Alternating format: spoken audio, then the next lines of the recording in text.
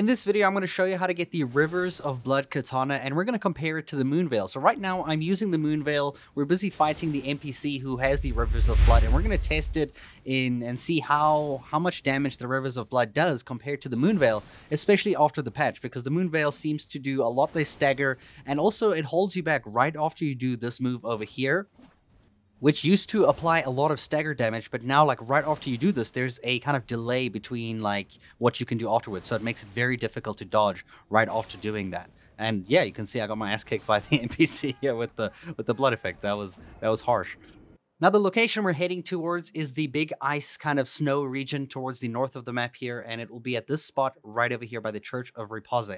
Or Repose, however you say that. So from the city of Lindell, and you go through the main doors and you go along this path over here, you're going to go up the Lift of Rold, and you're just going to follow this path that I'm taking now through the snowy region that's going to basically lead you to this church over here. So it is kind of at the end of the snow region, just before you fight the fire giant boss. So you just come down here, and then boom, you will be at the church that you need to be at. Now, the moment you get near the church, he will be summoned as a bloody finger to try and kill you. All you have to do is just kill him, and you will get both his helmet, his mask that he's wearing, as well as the Rivers of Blood katana that he uses. So just for comparison, I want to show you a little bit more of the Moonveil and how the Moonveil is. This is obviously recorded after the patch so that I can show you how everything works.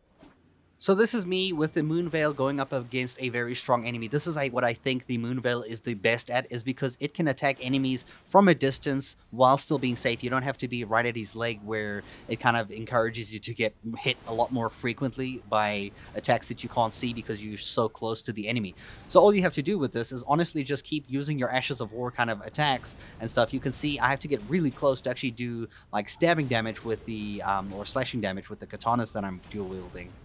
You can see overall, after the patch, the Moonveil is still quite strong. It doesn't do as much stagger or poise damage anymore, which is one bad thing. So you're not going to be staggering most of your enemies. You are going to be trading damage most of the time when you do your slashes. But it still deals a mad amount of damage, as you can see. Now, because the Rivers of Blood isn't like the Moonveil, it scales off of Arcane instead of Intelligence, so you are going to have to level up Strength, Dexterity, and Arcane for the Rivers of Blood. More so Dexterity for your slashing damage, and Arcane for your blood loss kind of thing, because now Arcane that's fixed, it will now affect your blood loss. It will increase how much blood loss you do per your slashes. So this is the Rivers of Blood fully upgraded without me having any Arcane. These were like my Moonveil stats, as you can see on the right side, with my very high level.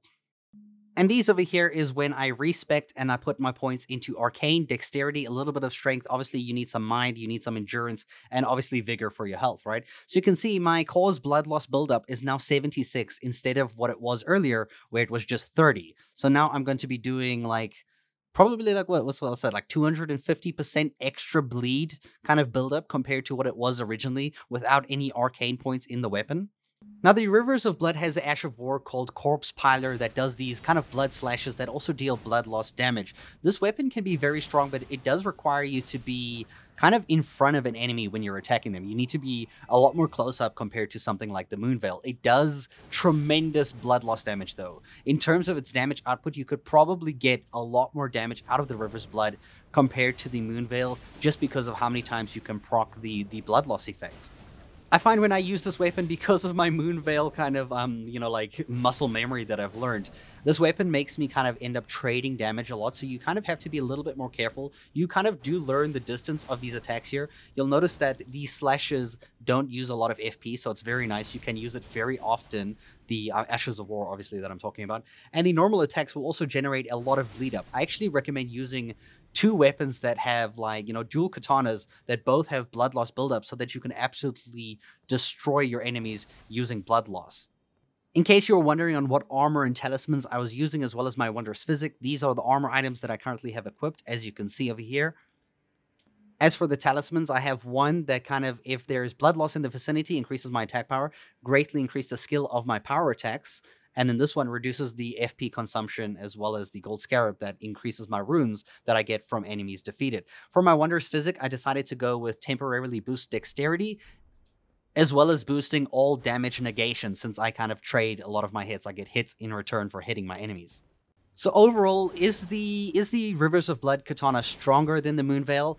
I would probably say they're very even. They're very different playstyles. They both have very strong points. They're both capable of doing insane damage. The Rivers of Blood, if you can land all the hits, is great, but you take a lot more damage in return. Whereas the Moonveil, you can kind of do a lot of damage from far, you know, like to that giant enemy that I fought, where, you know, I can defeat him without him even getting a chance to touch me, really.